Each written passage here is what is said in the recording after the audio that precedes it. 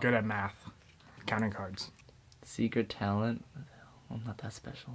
I remember very random knowledge. Very random knowledge. I know a lot about anime. I play guitar and sing. Not many people know that, but I do that at my church on a weekly basis. My secret talent? I can blow spit bubbles off my tongue. I can't do it right now because my mouth is really dry. I'm cutting, so my mouth is super dry. But yeah, I can do that. Okay. If you keep the camera on long enough, you might be able to get one. Rubik's Cube. I've solved a Rubik's Cube in under 10 seconds. I can still do it in under 30 seconds. Any combination, I got it.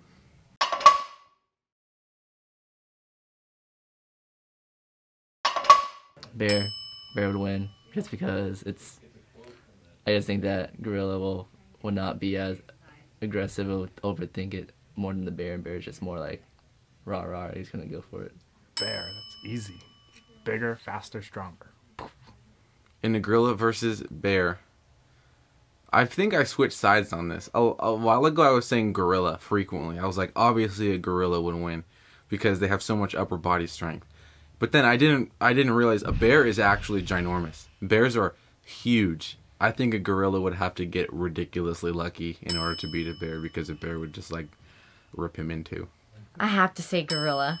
I have to. I just feel like a gorilla is super strong and fast. And, I mean, they're like humans. I guess a bear would up a human. I don't know. And I think, I don't know where they are on the intelligence scale. Gorilla. A gorilla would whoop a bear's ass. I swear to God. Like, if there were a bear and a gorilla, like, out there and I had to fight one of them, I'd fight the bear.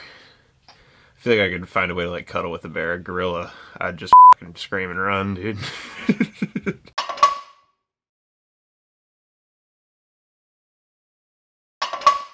Find a good coach.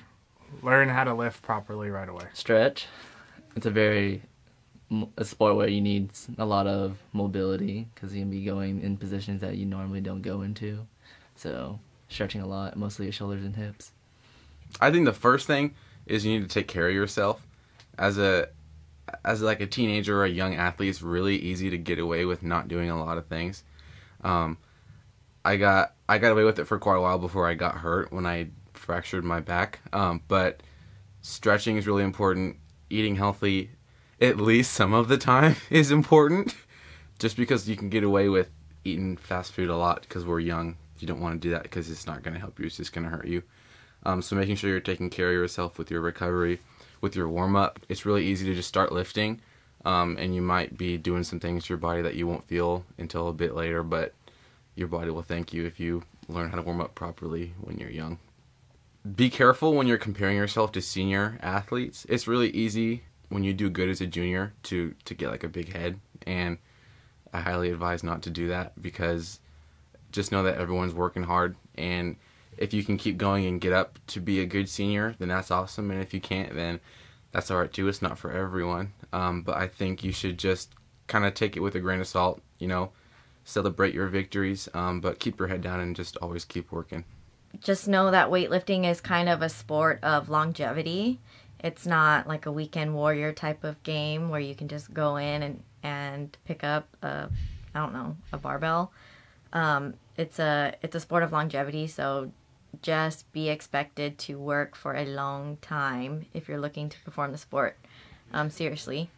And that's it. Just you have to grind for a long time. PRs don't come often. The better you get. That's all. Learn proper technique. Just no matter what, don't listen to people who don't know what they're talking about and haven't had success. Go to a reliable source and make sure you learn right from the beginning, because if you don't, it's going to be bad habits that you have to break later on.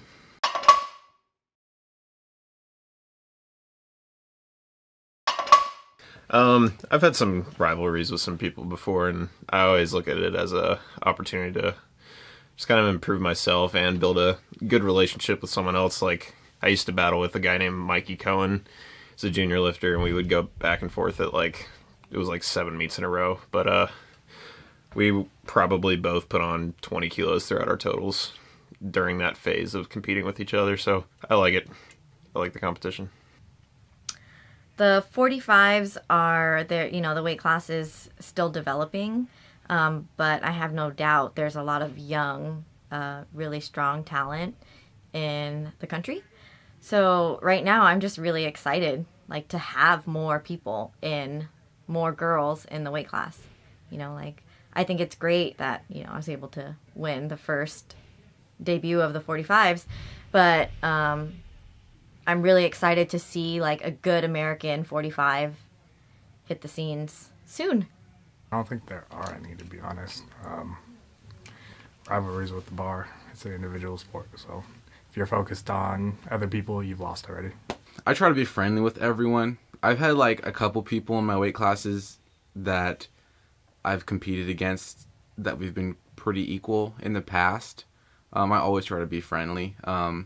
Like a really big one was at Youth Nationals in 2016 when me and this kid were going at it, and I ended up winning, and I tried to make sure I was like super nice to him at the end. I didn't want to be like that guy who wins and is like a douche after, because we both worked super hard and we both PR'd our lifts a lot. But I just did it by 1 kilo more. And sometimes that's how it ends up. And if you lose, then that's all right too, because there's always meets in the future to get them back. Oh, I find it fun. So pretty much, there's always like a person I'm competing against at a competition, and we talk to each other beforehand, and we know that we're gonna be like somewhat going head to head, having a little competition, and it's always fun doing that.